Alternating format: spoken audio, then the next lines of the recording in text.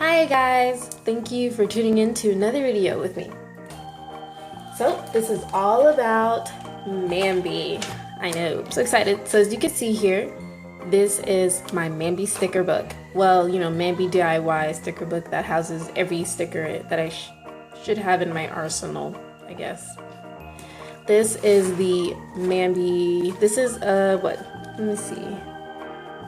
4 months plus a note section with some note paper and grid line paper. I wonder what I did with my note paper. I didn't put it in here. Anyways, I have to find that and put those in here. But these are the smaller rings that I got from Michael's.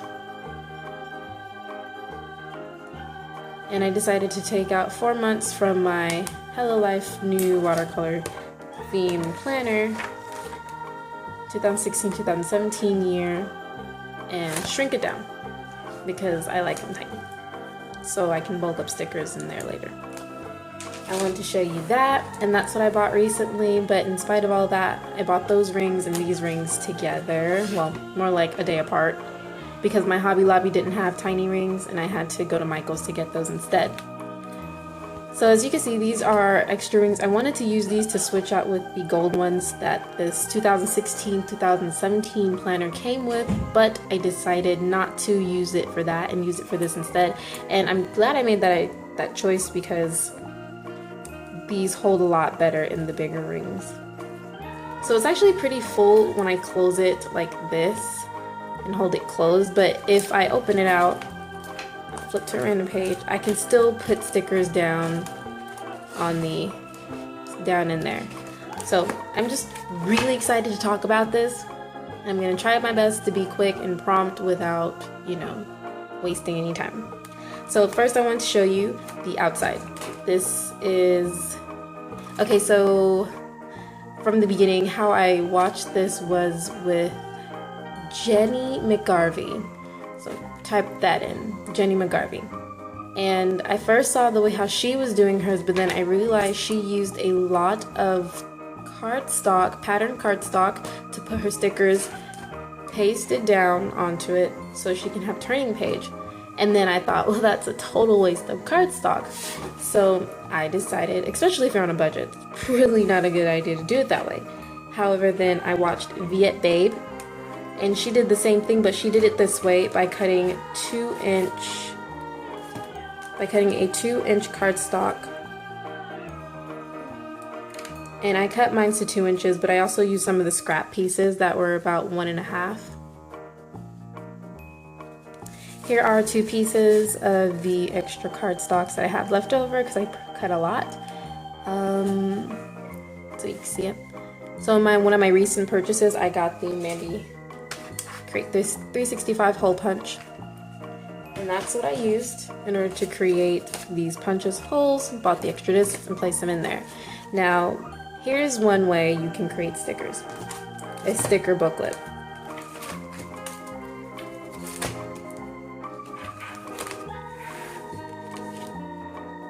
I don't have a sticker to show you because I used all of them and I wasn't thinking about it. However, I can just show you what it looks like. So you're going to cut your paper, you're going to obviously cut it down using a paper cutter, whether you use a flat Fiskars paper cutter or a big industrial paper cutter, doesn't matter. And you're going to line this up into your create the 365 hole punch. Thing is, if you don't cut them properly the first time, which, let's be honest, most of us don't do that, you can't exactly get a perfect line on all of these. So mind I tell you, get as close as you possibly can. It does not have to be perfect because that's what gives it that I just created it look. So I line mine up as in the middle as I can get. I line it up to this T that is over here on the outside that says the, and I cover that up as much as I possibly can while sticking it in there, and I'll leave a little bit of that S on the sheets on this side out. And that's how I measured most of all of how I get these to line up. Now some are big, some are small from cutting the excess and using the sizes that aren't the said cut size. However, it still works as long as you line them up properly when lining up your stickers, and that's really what matters, because it doesn't matter if this is long or short as long as you get all 9 punches. So I take my sheet of whatever I use, so let's say I'm using this. I'm going to put it here and I'm going to line it up, double-sided tape. You can use some on the edge, middle, top, or a whole strip, choice is yours, and I line it up. That first paper that you'll ever do and line up in the middle is what's going to be your measurement for all the other papers. Wow, can't speak. It's going to be the measurement for all other papers that you use afterwards. So, after you tape that down, you're going to flip it over. Now how I do this is because I want it to stay down without having to lift up, and just to make sure I don't get anywhere. I put this here to level it so it could stay, and your papers, because they're about your papers are about 9 inches. Your sticker booklets for MAMBI are about 9 inches. Now, any other paper really doesn't matter. So since your paper's about 9 inches, what I do is, you know what? Let me actually work one. That would work, wouldn't it? Okay, so I have these, and I'm going to use a sticker, the sheet that I made recently that I was supposed to use the plan with, but I didn't because I was just trying to stick with my normal. So this isn't that long. It'll fit right in between these sheets right here. Just stick it on, like right there. So white or black, I like looking at the black one. It's more prettier. At least to me, it stands out better. Now you're gonna take your double-sided tape. Mine is on my desk. This is from Walmart. Just simple double-sided tape. And you're going to use one whole single strip if you'd like, but I feel like that's a waste of... Should I put it? I'm gonna put it up there. That way I can stick something at the bottom. Okay, just, well, however long this is. And that's the beauty about this. You can stick one sticker sheet per paper, or you can do it multiple sheets per paper. The choice is yours. I'm gonna line this up as close to the top as I want, I guess, so right there. But I'm gonna give myself some space. I can put it all the way in, or I don't have to. I'm gonna give myself some space. That looks about okay. And paste that down. I guess I could use another one on this end, but not. It doesn't really matter. It's not going to like pop off randomly. So this is my front side, and this is the paper that I will see. Let's go ahead and, I'm gonna take another sticker. If I have any other stickers like that without anything small.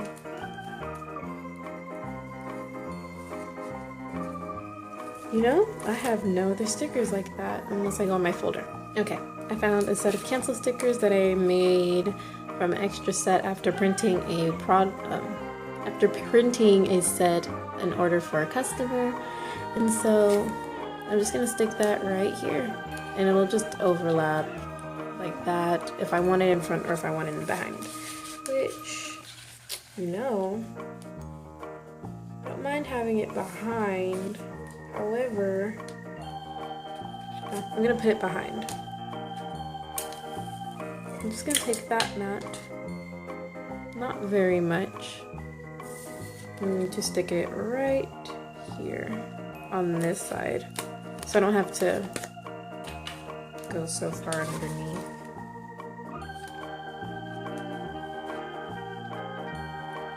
I can line them up properly so they are lined up with each other. And basically, there you go. I made a set of sticker sheets together. I'm going to take this. I can also go ahead and put another set of stickers on the back. I have no clue what I want to use. I could use my NaNoWriMo stickers. I do have 2. So how about I do that, just so I can show you. I'll put this one here, and this is pretty long. I'm gonna stick another one down here. This one I will stick on first at the top, right at the edge. And this one I can stick on the back of this sheet because it doesn't matter. You can also tape it down if you don't want to, but if you don't want to, be careful you don't like rip it off. But because this is a double-sided stick tape, and because it's really not, it's repositionable. It doesn't say anywhere in here that it's repositionable. In fact, it says permanent, but I can take it off without scratching my cardstock. And it comes off with the paper, so when I'm ready, I can just throw this, take it off, and throw it away. And just re-stick another sheet of paper and put it back on this cardstock. So I can either put the second sticker sheet on the back of this, or I can line it up right here on this section and stick that down.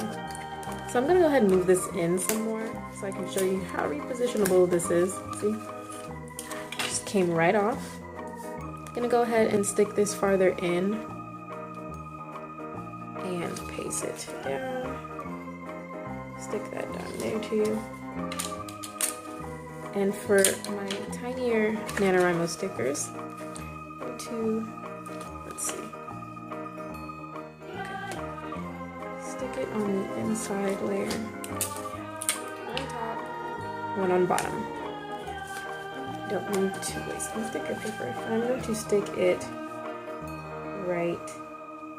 right here if I wanted to, and that way sticking it on the cardstock as well as I can stick it down here as if I wanted to. Choices. I'm going to stick it in the middle. Make sure it gets a bit of the cardstock and a bit of the sticker sheet on the bottom. And there I have it. I have a sticker paper with my personal made stickers, or if you have any other shop stickers you want to do this to, you can as well. And look at that, you're getting some new first sneak peek at these new releases that'll come out soon.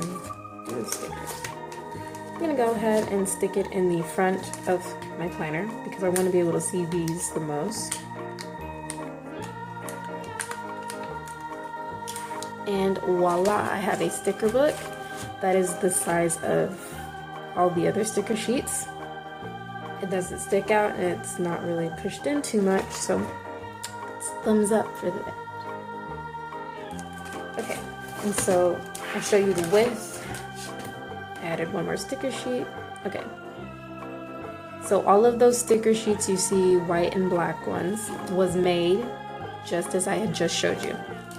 The only difference with the MAMBI sticker sheets is that they're pretty much equal in size, every single sticker book that they have. So all I did was measure it and made sure that one doesn't stick lower than the other. Tried to be as even as possible.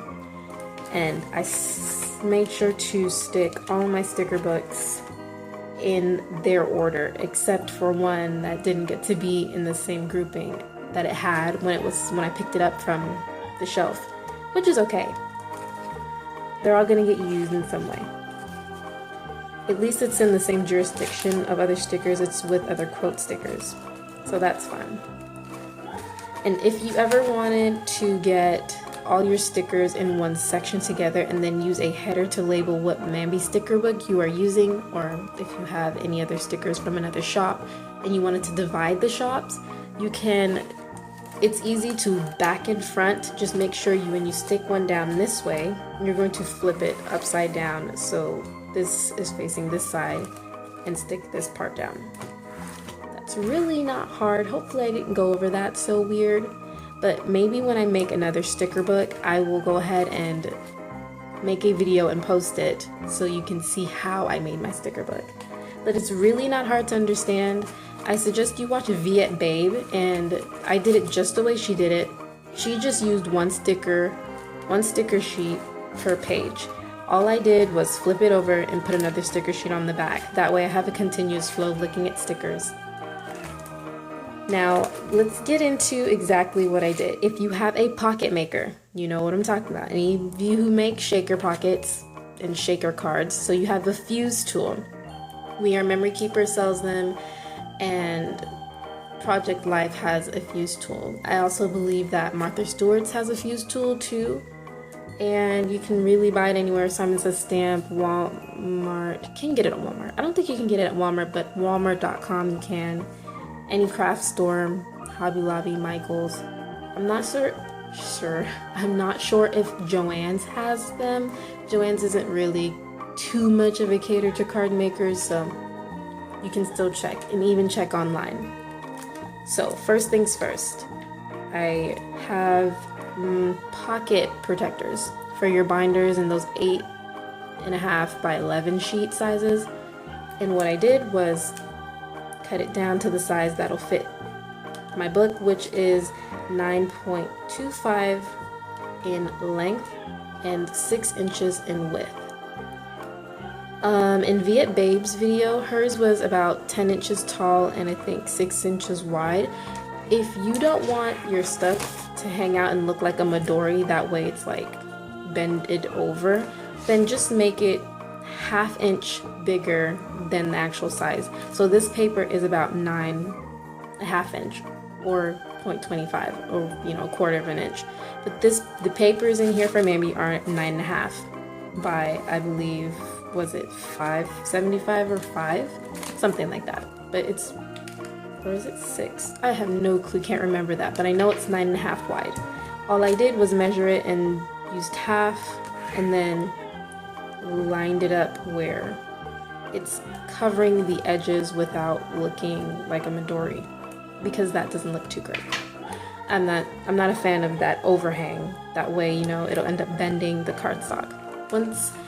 So just make sure you make your pocket pages, your folders for your book. If you have these small stickers you get at the store, or if you buy from an Etsy shop or a Store Envy shop, you can go ahead and stick them, make folders like this and stick them in there.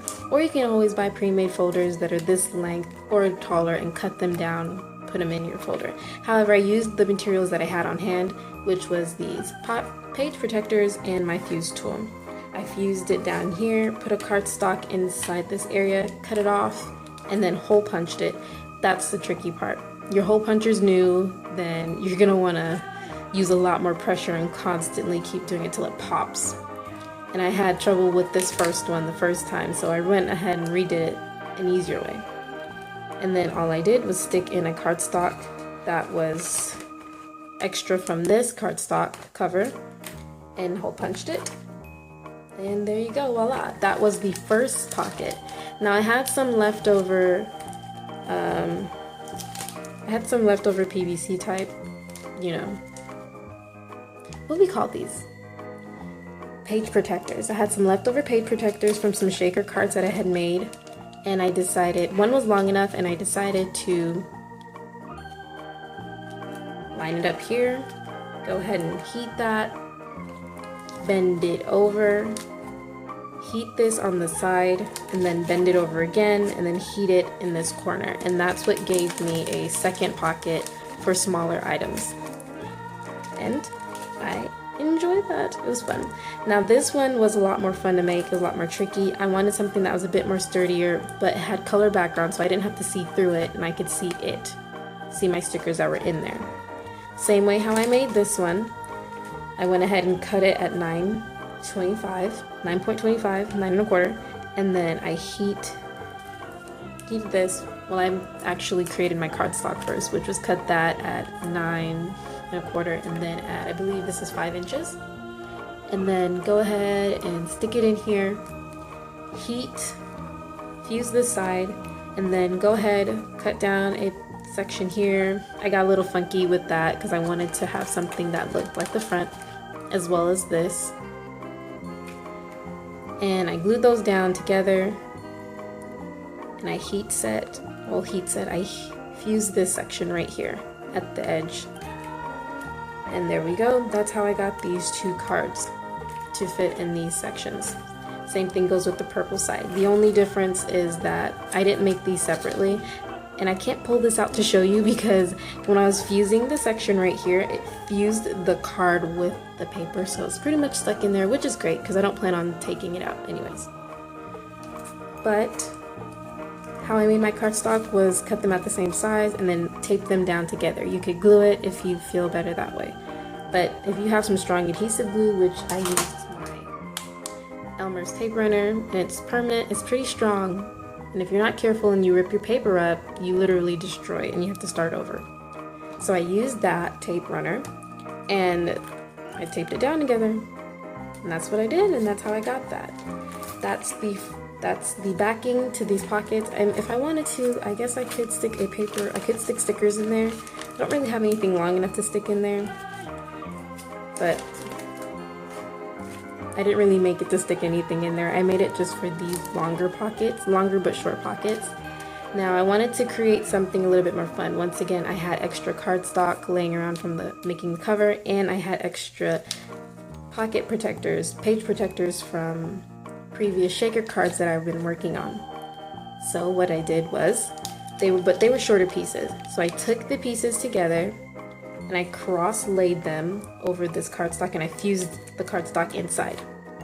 Then I lined it up backwards. If you know how to sew, then this probably won't be too hard for you, but I lined it up backwards and then flipped it over, creating that little curved ending right in there, creating that little curved area in the pocket.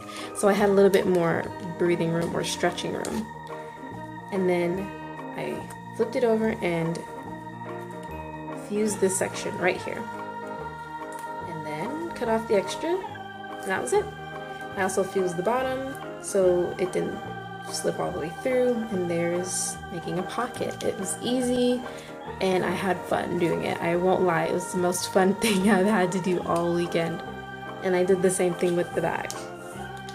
I, however, did not turn this corner because that was a little bit more, oh, actually did, lies. So once again, I folded it under, fused it, and then flipped it over, fused off the side, and cut the rest. And I wanted longer pockets just in case, you know, my stickers weren't that good. It's another sneak peek. This was a MAMBI book that already came with a little Brad set, and this is from their new stickers, from their new student edition, so I'm really excited about that. Once again, my personal stickers are in the front.